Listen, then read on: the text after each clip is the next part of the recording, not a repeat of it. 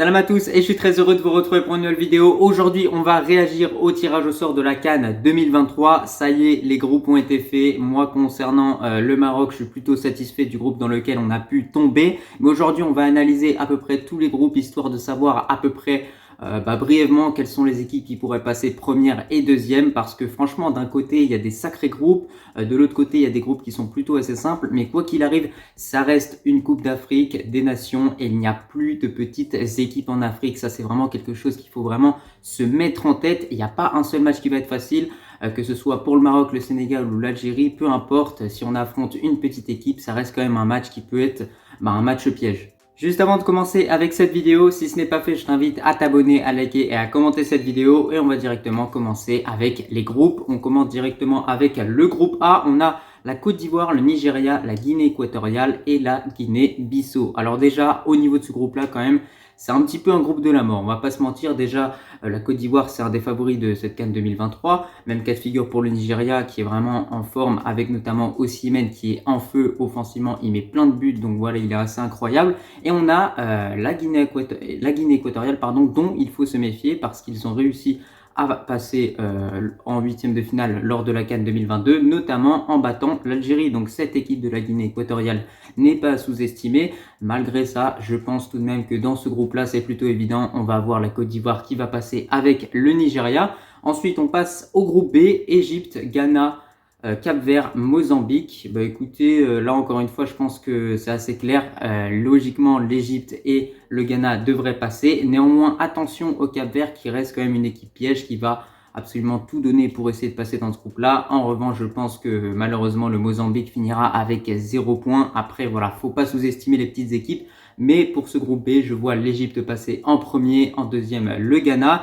On continue avec le groupe C et là c'est quand même un sacré groupe, on va pas se mentir. Pour moi c'est clairement le groupe de la mort. On a le Sénégal, le Cameroun, la Guinée et la Gambie. Alors déjà la Gambie ça a été la sensation de cette CAN 2022. Je crois qu'ils ont réussi à aller jusqu'en quart de finale de la compétition. Donc c'est assez incroyable l'exploit qu'ils ont pu faire les Gambiens. Juste à côté de ça on a la Guinée qui est une équipe qui monte d'année en année. On le voit, il y a vraiment un effectif qui est en train de s'enrichir.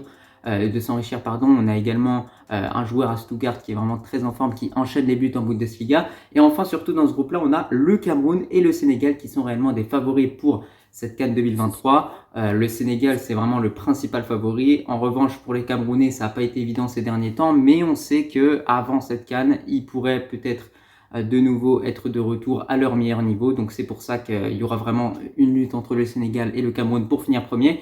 Donc selon moi, dans ce groupe-là, le Sénégal passera premier. En deuxième, le Cameroun. Néanmoins, attention à la Guinée. Ensuite, on a du coup le groupe D avec l'Algérie, le Burkina Faso, la Mauritanie et l'Angola.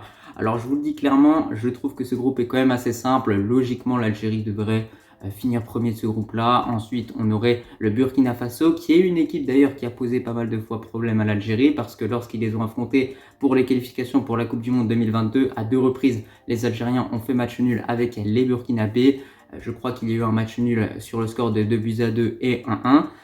Ensuite, on a également la Mauritanie et l'Angola dont il faut se méfier. Je pense que la Mauritanie, c'est une équipe que l'Algérie peut battre. Même cas de figure pour le Burkina Faso qui pourra battre cette équipe mauritanienne. Et enfin, l'Angola qui peut être, attention, une équipe piège qui se retrouve dans ce pot 4, mais qui pour moi aurait tout à fait mérité de figurer dans ce pot 3. Ensuite, on a le groupe E avec la Tunisie, le Mali, l'Afrique du Sud et la Namibie. Déjà, on a deux pays qui s'apprécient beaucoup, l'Afrique du Sud et la Namibie. Ils vont devoir jouer contre eux, je pense que ça va leur faire mal. Mais après, à part ça, on a le Mali et la Tunisie. On sait que les Maliens vont être revanchards par rapport à cette équipe tunisienne. Lors de la CAN 2022, ces deux équipes s'étaient déjà affrontées. Le Mali s'était imposé. Il y avait une histoire de fou avec le temps additionnel. Je ne sais pas si vous vous en souvenez. Mais en tout cas, les Tunisiens vont être revanchards d'un côté. Et même cas de figure pour les Maliens. Parce que n'oublions pas que la Tunisie a éliminé le Mali lors des qualifications pour la Coupe du Monde 2022. En s'imposant justement du côté du Mali avec un but contre son camp. Enfin bref, les Tunisiens avaient très bien défendu, c'était montré solide et c'était qualifié. Dans ce groupe-là, je vois logiquement la Tunisie passer en tant que premier ou deuxième. Et en tant que deuxième, honnêtement, là va y avoir vraiment une vraie lutte entre le Mali, l'Afrique du Sud et la Namibie, qui reste une très bonne équipe. La Namibie, quand même, une équipe assez sous-cotée, je trouve, en Afrique.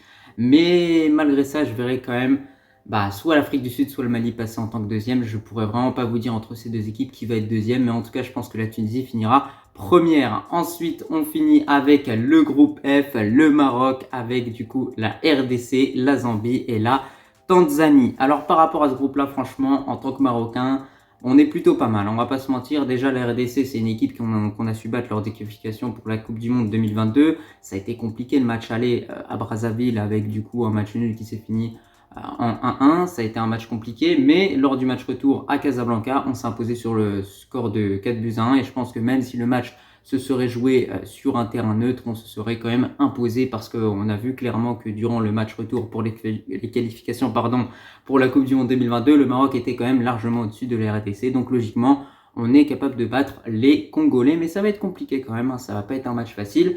Ensuite, on a du coup la Zambie et la Tanzanie, comme je l'ai dit. La Zambie, c'est clairement une équipe dont il faut se méfier. Cette équipe zambienne a battu sur le score de 3-0 la Côte d'Ivoire il y a quelques mois de cela. Donc attention, voilà, cette équipe zambienne, c'est une équipe qui a des joueurs très rapides, de gros gabarits et qui pourrait vraiment nous faire mal, notamment en contre. Donc ça, c'est vraiment une équipe dont il va falloir se méfier. Et enfin, on a la Tanzanie, une équipe qui est plutôt solide défensivement, qui possède un bon championnat en Afrique. Donc c'est aussi une équipe dont il va falloir se méfier. Mais honnêtement, lorsqu'on regarde ce groupe F, on se dit que le Maroc, logiquement, devrait passer premier. En deuxième, je pense que ce sera la Zambie. Et oui, parce que c'est pas parce que j'aime pas la RDC, bien sûr que si, que j'apprécie les Congolais et la RDC, mais c'est seulement que cette équipe zambienne est très forte et très sous-cotée surtout. Et je pense qu'il y aura vraiment une finale entre la RDC et la Zambie pour savoir qui passera deuxième dans ce groupe-là. Sans oublier, attention, la Tanzanie qui sera là, peut-être pour essayer un petit peu de déjouer les pronostics. Mais franchement, c'est plutôt un bon groupe pour le Maroc. Je pense qu'on finira premier de ce groupe-là. On espère que nos joueurs vont vraiment réaliser de grosses performances durant cette phase de poule. Mais lorsqu'on regarde le Maroc sur ces dernières années au niveau des Coupes d'Afrique, que ce soit en 2017 ou en 2019, le Maroc a réalisé une bonne phase de poule, même en 2022. On sait que le plus difficile pour nous, c'est réellement lors des matchs à élimination directe. D'ailleurs, par rapport à cette vidéo, je m'excuse si à certains moments je bégaye, mais c'est clairement une vidéo réaction à ce tirage au sort. Comme ça, vous voyez directement comment je réagis. Et par rapport à ce tirage au sort, en tout cas concernant le groupe du Maroc, je suis vraiment satisfait. Voilà, on aurait pu très bien tomber dans un groupe bien plus complexe comme celui du Mali, de l'Afrique du Sud, pardon, et de la Namibie, ou tomber avec le Cameroun, la Guinée et la Gambie. Autant vous dire que là, aujourd'hui, je serais sénégalais, j'aurais quand même un petit peu peur parce qu'on sait à quel point la Guinée, c'est une bonne équipe, la Gambie, c'est une bonne équipe et le Cameroun, c'est une très bonne équipe. Franchement, c'est clairement le groupe de la mort, ce groupe C. Je ne sais pas si vous êtes d'accord, n'hésitez pas à me donner votre avis en commentaire. Mais pour moi, ce groupe C, c'est clairement le groupe de la mort. En revanche, le groupe le plus simple, en tout cas selon moi, ça reste quand même soit le groupe D, soit le groupe B. Voilà, soit le groupe B, soit le groupe D, parce que franchement, le groupe D, le Burkina Faso, on a vu que c'est pas forcément une équipe incroyable, mais qui, attention, peut poser problème aux plus grands. Et le groupe B, vous voyez, vous avez juste le Ghana qui est vraiment un grand cador. Mais à part ça, c'est tout. Et sinon, par rapport à cette vidéo, écoutez, je pense qu'on a fait le tour au niveau de ces groupes-là. N'hésitez pas en commentaire à me donner votre avis, si vous êtes satisfait du groupe dans lequel le Maroc est tombé, si vous êtes satisfait du groupe dans lequel l'Algérie a pu tomber, si vous êtes algérien, même cas de figure, si vous êtes sénégalais ou bien égyptien. Mais en tout cas, voilà, je trouve qu'on a des groupes qui sont vraiment, vraiment bien. Moi, je pense qu'on va clairement assister à de très beaux matchs durant cette CAN 2023. Je trouve que le tirage au sort s'est bien passé, il y a eu une très bonne organisation. Et là, comme match très intéressant qu'on va pouvoir voir dès la phase de poule, on a tout d'abord ce Côte d'Ivoire-Nigeria, ce Égypte-Ghana, ce Sénégal-Cameroun, ce Algérie-Burkina Faso, ce Tunisie-Mali aux allures de vengeance et de revanche pour les Maliens. Et enfin, surtout, ce Maroc-Congo. Donc voilà, nous, on est tombé dans un groupe plutôt tranquille, mais n'oublions pas qu'en tant que Marocains, durant ces dernières années, durant les dernières CAN, on est souvent tombé dans des groupes très difficiles. Donc au final, j'ai envie de vous dire qu'on le mérite un petit peu. En tout cas, c'était un petit peu tout pour cette vidéo. Je te remercie si tu l'as regardée dans son entièreté et je te dis tout simplement à la prochaine.